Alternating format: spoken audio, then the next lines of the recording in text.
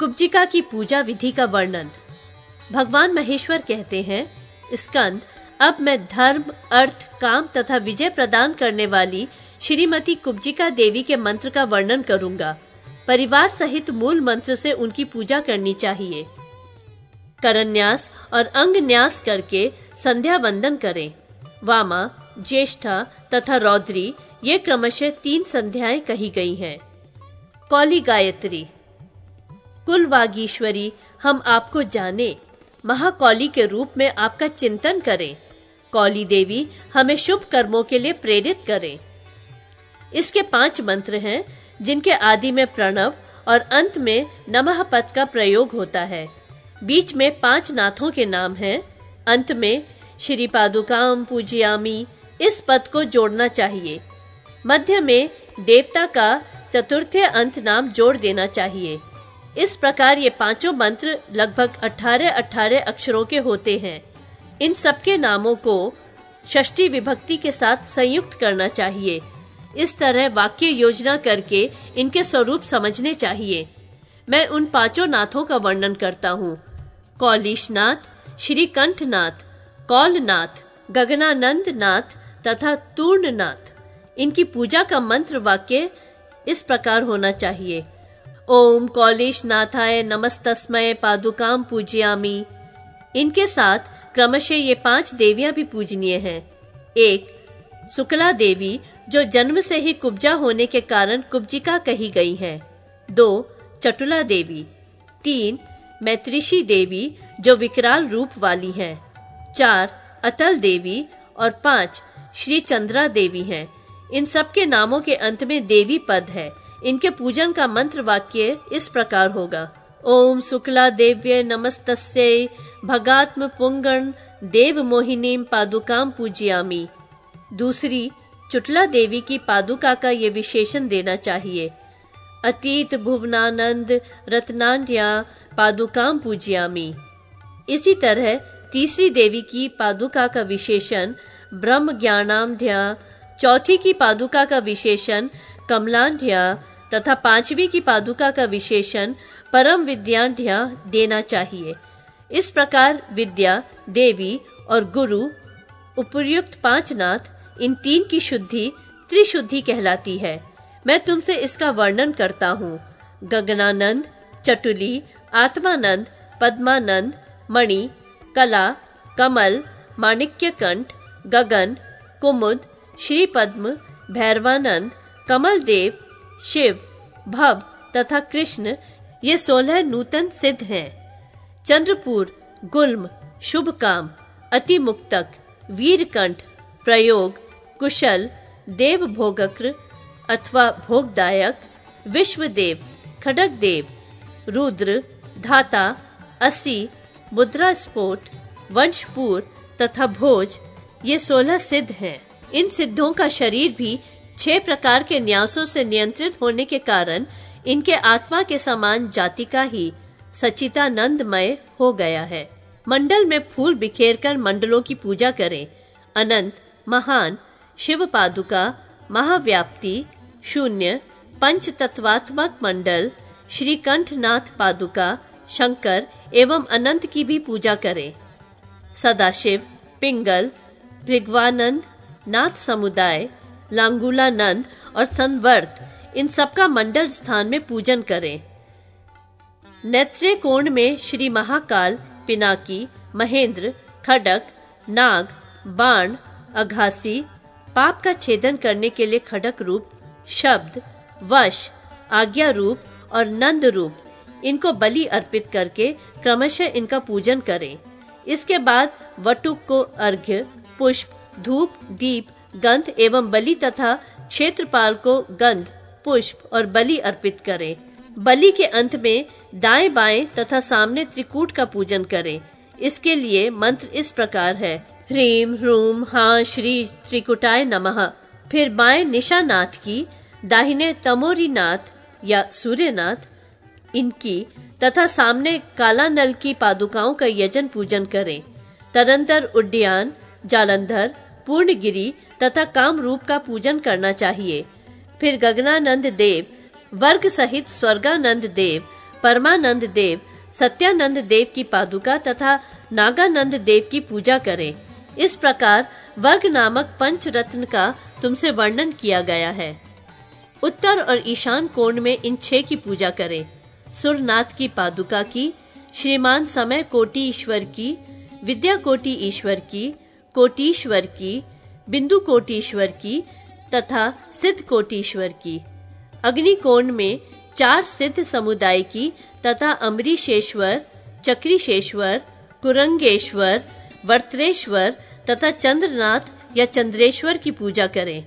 इन सबकी गंध आदि पंचोपचारों से पूजा करनी चाहिए। दक्षिण दिशा में अनादि विमल, सर्वज्ञ विमल, योगीश विमल, सिद्ध विमल और समय विमल, इन 5 विमलों का पूजन करें। नैऋत्य कोण में 4 वेदों का, कंदर्पनाथ का, पूर्वोक्त संपूर्ण शक्तियों का तथा कुब्जिका की श्री पादुका का पूजन करें। इनमें कुब्जिका की पूजा ओम राम ह्रीम कुब्जिकाय नमः इस नवाक्षर मंत्र से अथवा केवल 5 प्रणव रूप मंत्र से करें। पूर्व दिशा से लेकर ईशान कोण पर्यंत ब्रह्मा, इंद्र, अग्नि, यम, निवृत्ति, अनंत, वरुण, वायु, कुबेर तथा ईशान, इन 10 दिक्पालों की पूजा करें। सहस्त्र नेत्रधारी इंद्र, अनवद्य विष्णु तथा शिव की पूजा सदा ही करनी चाहिए। ब्रह्मानी, माहेश्वरी, कौमारी, वैष्णवी, वाराही, ऐन्द्री, चामुंडा तथा महालक्ष्मी, इनकी पूजा पूर्व दिशा से लेकर ईशान कोण पर्यंत 8 दिशाओं में क्रमशः करें। तदंतर वायव्य कोण से 6 उग्र दिशाओं में क्रमशः डाकिनी, राकिनी, लाकिनी, काकिनी, शाकिनी तथा याकिनी, इनकी पूजा करें। तत्पश्चात ध्यान पूर्वक कुब्जिका देवी का पूजन करना चाहिए। 32 व्यंजन अक्षर ही उनका शरीर है। उनके पूजन में 5 प्रणव अथवा ह्रीम का बीज रूप से उच्चारण करना चाहिए, यथा ओम ओम ओम ओम ओम कुब्जिकाय नमः अथवा ओम ह्रीम कुब्जिकाय नमः। देवी की अंग कांति नील कमल दल के समान श्याम है। उनके 6 मुख हैं और उनकी मुख कांति भी 6 प्रकार की है। वे चैतन्य शक्ति स्वरूपा हैं। अष्टादशाक्षर मंत्र द्वारा उनका प्रतिपादन होता है। उनके 12 भुजाएं हैं। वे सुख पूर्वक सिंहासन पर विराजमान हैं। प्रेत पद्म के ऊपर बैठी हैं। वे सहस्त्रों कोटि कुलों से संपन्न है। करकोटक नामक नाग उनकी मेखला करधनी है। उनके मस्तक पर तक्षक नाग विराजमान है। वासुकी नाग उनके गले का हार है। उनके दोनों कानों में स्थित कुलिक और कूर्म नामक नाग कुंडल मंडल बने हुए हैं। दोनों भौहों में पद्म और महापद्म नामक नागों की स्थिति है। बाएं हाथों में नाग, कपाल, अक्षसूत्र, खटवांग, शंख और पुस्तक हैं। दाहिने हाथों में त्रिशूल, दर्पण, खड्ग, रत्नमयी माला, अंगकुश तथा धनुष हैं। देवी के 2 मुख ऊपर की ओर हैं, जिनमें एक तो पूरा सफेद है और दूसरा आधा सफेद है। उनका पूर्ववर्ती मुख पांडु वर्ण का है। दक्षिणवर्ती मुख क्रोध युक्त जान पड़ता है। पश्चिम वाला मुख काला है और उत्तरवर्ती मुख हिम, कुंद एवं चंद्रमा के समान श्वेत है। ब्रह्मा उनके चरण तल में स्थित हैं। भगवान विष्णु जगन स्थल में विराजमान हैं। रुद्र हृदय में, ईश्वर कंठ में, सदाशिव ललाट में तथा शिव उनके ऊपरी भाग में स्थित हैं। कुब्जिका देवी झूमती हुई सी दिखाई देती हैं। पूजा आदि कर्मों में कुब्जिका का ऐसा ही ध्यान करना चाहिए। मालिनी आदि नाना प्रकार के मंत्र और उनके शोधान्यास। भगवान महेश्वर कहते हैं, स्कंद, अब मैं 6 प्रकार के न्यास पूर्वक नाना प्रकार के मंत्रों का वर्णन करूंगा। ये 6 प्रकार के न्यास शांभव, शाक्त तथा यामल के भेद से 3-3 प्रकार के होते हैं। शांभव न्यास में षट षोडश ग्रंथि रूप शब्द राशि प्रथम है। 3 विद्याएं और उनका ग्रहण द्वितीय न्यास है। त्रितत्वात्मक न्यास तीसरा है। वनमाला न्यास चौथा है। ये 12 श्लोकों का है। रत्न पंचक का न्यास 5वां है और नवाक्षर मंत्र का न्यास 6ठा कहा गया है। शाक्त पक्ष में मालिनी का न्यास प्रथम, त्रिविद्या का न्यास द्वितीय, अघोर्यष्टक का न्यास तृतीय, द्वादशांग न्यास चतुर्थ, षडंग न्यास पंचम तथा अस्त्र चंडिका नामक शक्ति का न्यास छठा है। क्लीम, क्रीम, ह्रीम, क्लीम, श्रीम, क्रूम, फट, इन 6 बीज मंत्रों का जो 6 प्रकार का न्यास है, यही तीसरा अर्थात यामल न्यास है। इन 6 में से चौथा श्रीम बीज का न्यास है, वह संपूर्ण मनोरथों को सिद्ध करने वाला है। न से लेकर फ तक जो न्यास बताया जाता है, वह सब मालिनी का ही न्यास है। न से आरंभ होने वाली अथवा नाद करने वाली शक्ति का न्यास शिखा में करना चाहिए।